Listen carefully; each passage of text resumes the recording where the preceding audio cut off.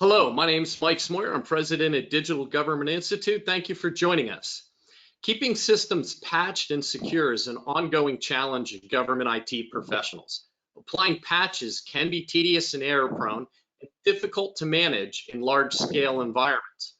Over the next 30 minutes, we will provide an informative Linux overview and the associated security benefits, focusing on patch management to ensure IT systems are secure and available to help prevent cyber attacks. Before we get started, at any time during this presentation, you can submit a question. We will take questions at the end of the presentation, and there will be a quick poll question before we wrap up. It's now my pleasure to introduce Len Winter. He's a senior director at DLT. He will introduce our speakers. Thank you for joining us today. Take it away, Len. Thank you, Mike, and thank you for the introduction. Thank you all for joining us for this purely educational forum. I'm the Senior Director of Sales for DLT Enterprise Applications Division. Our division is focused on everything Oracle. We've been aligned as an Oracle public sector value-added reseller for nearly 30 years. And the goal of our webinar and others like this is to offer our government audience technical insights and convey new information, which will help you make informed decisions in the future. We have two panelists joining us from Oracle. Pat Cruciana is the Oracle Linux and Virtualization Partner Alliance Manager for the public sector. Pat has over 20 years experience in the industry, including the last 5 with Oracle. Jann Loucks is also joining us, and she is a frequent speaker at industry events and brings a wealth of knowledge and experience to the federal cloud management, open source technologies, DevSecOps, and a plethora of other areas. Jann is the Senior Principal Consulting at Oracle, focused on the federal marketplace, supporting Oracle, the Oracle partners like DLT, and our joint government customers. Now it is my pleasure to introduce Pat Cruciana. Len, thanks for the introduction, and good morning, everyone. Thank you for taking the time to join our webinar this morning. Just a quick note on our safe harbor statement. The content in our presentation today may contain information about our general product direction and is intended for information purposes only. Next slide, please. So for our agenda today, it includes a quick overview of who we are, our commitment to open source, some of the open source technologies included in our support offering, and our industry-leading live patching solution called K Splice. So who we are. We are a separate business unit of Oracle with about 450 employees worldwide and are focused on open source technologies and solutions, including Oracle Linux, virtualization, security, and cloud-native DevSecOps framework. I'll now turn things over to Jann Loucks to take us through the rest of today's presentation. Over to you, Jann. Good morning, everybody. It's good to have you all with us today.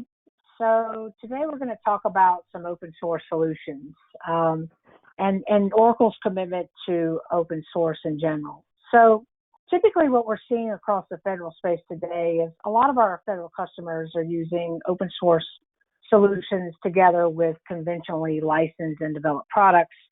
And these are heterogeneous and mission critical environments. So as a lot of our federal customers, their budgets are being cut and they're being asked to do more with less. So our customers are really reaping the benefits of, Oracle Linux from a lower cost perspective, easier manageability, and the reliability along with performance and scalability advantages. At the heart of Oracle's open source offering is Oracle Linux. So as I mentioned, we're really committed to offering choice and flexibility for end users. And we invest significant resources in developing and testing and supporting open source technologies such as Linux and cloud native tools.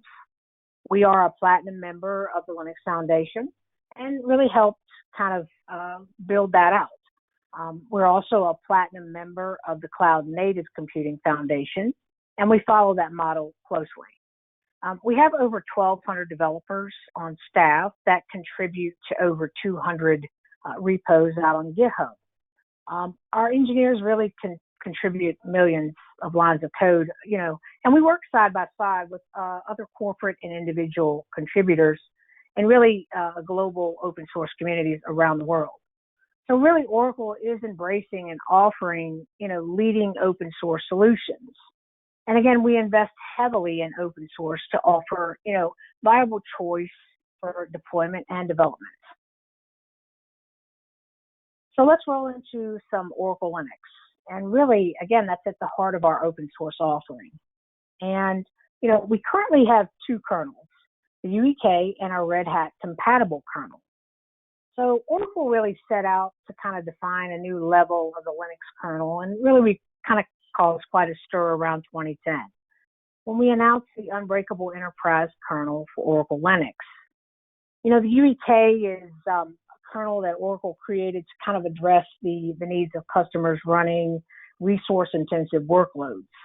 A great example of that would be Oracle Database. So the UEK's focus is performance, stability, minimal backports with, we track the upstream kernel code very closely, and that's really important to us. The UEK is really well tested, and we run the UEK internally at Oracle.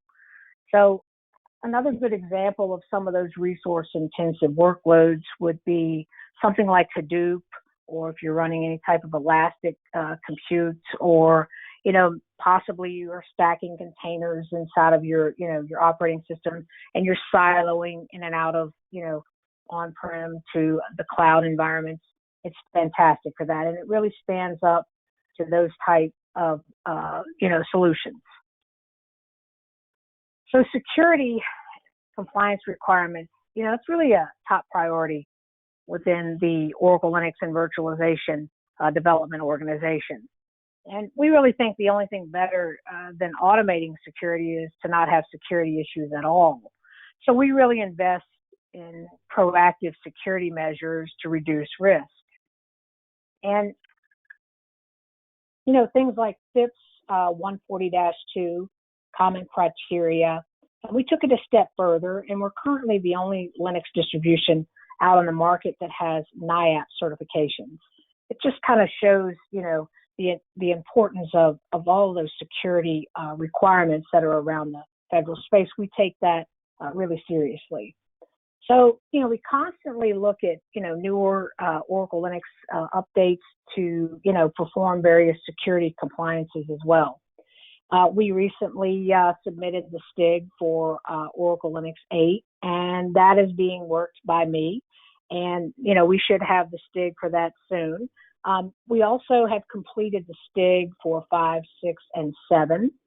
And we also have achieved ATO accreditation across, various federal departments. So, we have references there. And Oracle Linux is at the heart of Exadata and OCI. And our IL5 cloud, that's layered on top of Oracle Linux too. So, ATO accreditations, that's not a problem for us. So let's move into some Oracle Linux Ksplice. And I think we can all agree that keeping systems patched and secure is really one of the biggest ongoing challenges faced by a lot of federal IT folks today. Applying patches can be tedious and error-prone and extremely difficult to manage. With Oracle Linux and Ksplice coupled together, customers really can rely on, those capabilities and help ensure that, their systems are secure and highly available, and that helps prevent cyber attacks. So Ksplice is, one of those key enabling technologies of our Oracle Linux support subscription. And Ksplice really provides that hands-off automatic security, updates on a daily basis if needed. So it's really a true zero downtime patching solution. And I personally configure my systems to, automatically install updates as they become available. I basically enable, auto install and hook that into a cron job. So I'm basically always patched and compliant. So there was a microprocessor vulnerability last year, and a lot of my federal customers, were calling me and reaching out about that. And they were really kind of scrambling to patch, all their servers within their environment. And as you know, there's a 15 to 30-day requirement set by, DHS that we, the federal folks, have to make sure that, we're patched at all times. Otherwise, you can be segmented off. So internally at Oracle, we had similar concerns. And this is really going to show the power of Ksplice. So for us, that meant patching the operating system on about 1.8 million Oracle Linux servers. And we accomplished this in just about 4 hours. And I watched this very closely and was absolutely blown away by the fact that we could, patch these servers, and, our cloud environment was not brought down at all. So we patched in about 4 hours. No applications were down. We simply leaned on our own technology, the UEK, coupled with Ksplice. So, as we step back and look at Ksplice, and, we continue to evolve Ksplice, and, it's important to us. So it made sense to us to kind of port this over into our hypervisors and our container workloads.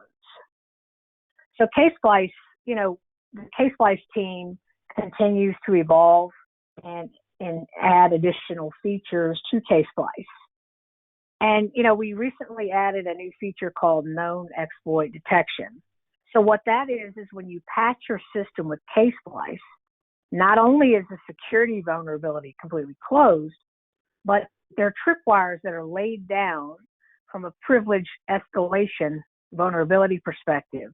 So if an attacker attempts to exploit a known privilege escalation vulnerability that has already been patched, Ksplice basically will alert you and basically let you know that, there was an exploit attempted against your environment, so there's suspicious activity. So that gives you the ability to kind of quickly come in and segment whatever needs to be segmented off or mitigate any issues. So it just goes to show you that, that's huge as well. I mean, the enhancements that we're doing, to Ksplice, and we'll continue to evolve that. So another advantage of, really keeping your system secure and compliant is that what if you didn't need to plan any downtime for patching? Rolling out patches as quickly as possible without scheduling downtime, without, having to reach across to change management and your application owners. You just patch and go. And really, I mean, that's huge for us. Again, the 15 to 30-day requirement there, we have to make sure that we're always compliant. So some of the advantages of, Ksplice, it's really the most mature kind of patching solution on the market. So there's no other solution on the market today that does what Ksplice does. And it really is the most comprehensive zero downtime patching technology on the market. And I think we can all agree that patching these days is really non-negotiable. It's something that we all have to make sure that we're doing. So again, known exploit detection, another great enhancement. Ksplice, supports KVM. You can also patch, your glib and your OpenSSL spaces. There's no other solution that allows you to reach in and patch that without any downtime. You can also, if you feel like, a patch is going to affect your application, you can also do a rollback without a reboot as well. So let's roll into some Oracle Linux management options. So Oracle Linux Manager is forked from Spacewalk. And basically, some of the key features with Oracle Linux Manager is that you can layer that with Ksplice. So it gives you visibility into system inventory, your installation and updates. You can keep up with what's patched, what's not. You can also, run kickstart files. And basically what that means is that gives you the ability to provision not only, your Linux VMs, but also you can provision hosts as well. So that all plays into that continuous ATO factor. And so what that means for you is that as you, run this layered in your environment, you can basically keep a templated catalog, if you will, of, all of your VMs and things, and you can just do automation at its finest. So that allows you to have a continuous cycle of ATO there. So you're not having to constantly And you can also keep up with that, and there's versioning in that as well. We also have OpenSCAP that hooks into that for, auditing and helping to keep, your IA teams happy and keep those guys at bay. So the value of Oracle Linux Manager layered on top of Spacewalk is, automated deployment. So you can kickstart new server loads, and you can also take that a step further into your Oracle Linux KVM environment. There's automated patching that comes with that, so you can schedule regular, automatic updates without, reboots. And you have visibility into what's patched and what's not from a compliancy perspective. So you can perform security scanning against the policy, specs for your environment as well. And it'll basically give you, an output file that tells you if something is, out of the ordinary. So, management is simplified. This is all from one single pane of glass. So, and it gives you, again, those STIG templates. I think we can all agree that nobody likes to sit around and STIG. It's kind of like watching paint dry. So this is all in one place, and it really simplifies, your daily life. So, and it gives you CVE details and errata information, and as well as RPM change logs. So that brings us to Oracle Linux KVM. And so Oracle, this is our virtualization solution, and one of the benefits of Oracle Linux KVM is that there's no virtualization uplift. So in other words, if you have 100 guests inside of your Oracle Linux solution, there's no virtualization uplift. It's one support subscription. And we've hooked K Splice into Oracle Linux KVM hosts. So what that means for you is that instead of having to take and lift and shift those guest VMs off of that host onto another host to patch and reboot and then move them back on, you don't have to do any of those things. You can patch your Oracle Linux KVM hosts and keep moving. And nobody really knows that those have been patched. There's no reboot, there's no downtime. So that frees up time to work on, other things that are more important around your environment. So another thing that we felt like was important, from a management perspective, we thought it was important that we offer another management solution in terms of virtualization. So basically, we have Oracle Linux Virtualization Manager, and that is forked from Overt. And Oracle uses that in OCI, and it's a fantastic management solution. You can reach across various hypervisors as well. So if you have a mixed environment, let's say you're running Oracle Linux KVM with some CPU pinning to save costs on your Oracle database spend, and then you have some VMware environments within your infrastructure. You can take Oracle Linux Virtualization Manager and actually manage both of those solutions. So there's no lock-in. Like with a VMware vCenter, that's really centric to only VMware. With Oracle Linux Virtualization Manager, you can even manage, or OVM. We have another hypervisor as well. So it's really, kind of agnostic in terms of that. We also ported over the Overt drivers for Microsoft Windows VMs as well. So you have visibility into not just Linux, but Microsoft Windows as well. So I thought we would cover a little bit of Docker, LXC, and Kata containers. And that is something that, we felt was important to include with our support subscription. So again, we've ported Ksplice into our containerization solutions, and that is included with our support as well, as no additional uplift. So you can, we also have container images as well that have Oracle products on it, things like MySQL or Oracle Database or, some WebLogic solutions as well. So we offer those pre-built container images at no additional cost.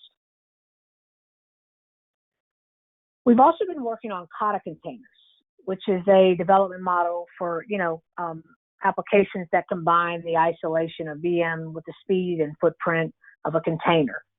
And, Kata is really, think of it as a more secure type of container. And it runs on multiple different hypervisors, and it's compatible with OCI, AWS, and Azure. So it really provides workload isolation. And, another advantage is with Kata, it's a lot easier to get an HEO, than it is maybe a Docker or, an LXC. So it's very, very secure, and SC Linux and things like that are lit up when you deploy Kata. So if you're going to have containers, container orchestration and management is key. It gives you visibility into, your containerization. So we thought it was important that we, build and deploy our own version of Kubernetes. And we did that in parallel with the approval from the Cloud Native Computing Foundation. So we followed that model really closely. And it really simplifies, the setup too of Kubernetes. We simplified that. And so it's really not that complex. A lot of different Kubernetes solutions are complex to set up, but our iteration of Kubernetes is really simplified. So I'll go ahead and turn this over to Pat now, and he's going to tell you a little bit more about our Linux support subscription and what kind of comes with that.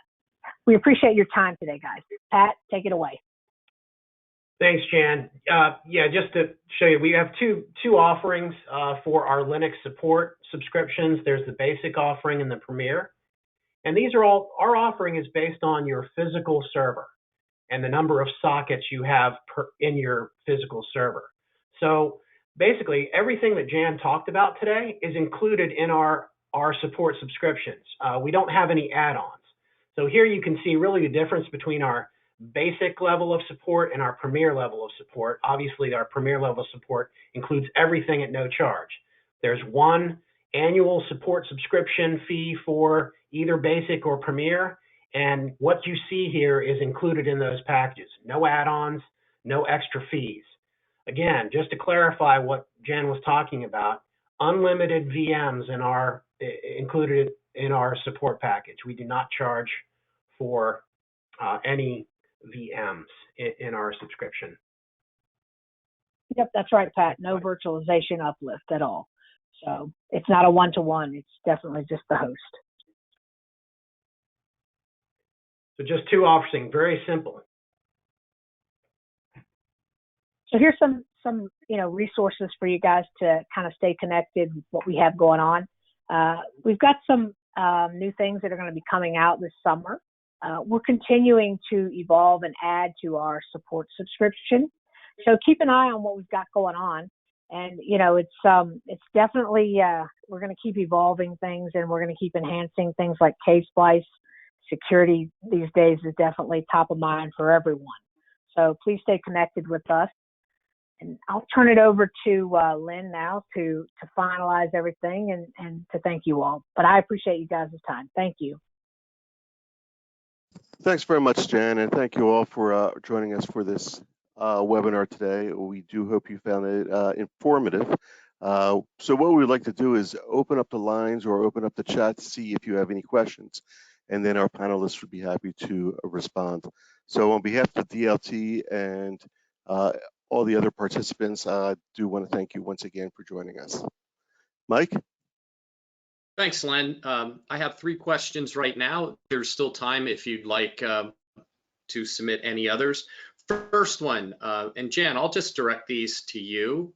Okay. How difficult is it to switch open source providers? Not difficult at all. So we have a path to do just that. And we have a few customers that have done that. Now we have consulting that can kind of help with that, but we also have scripts, out on the market that can kind of help lift and shift onto Oracle Linux, very, very easily. So we are happy to do workshops or, meetups around those types of things.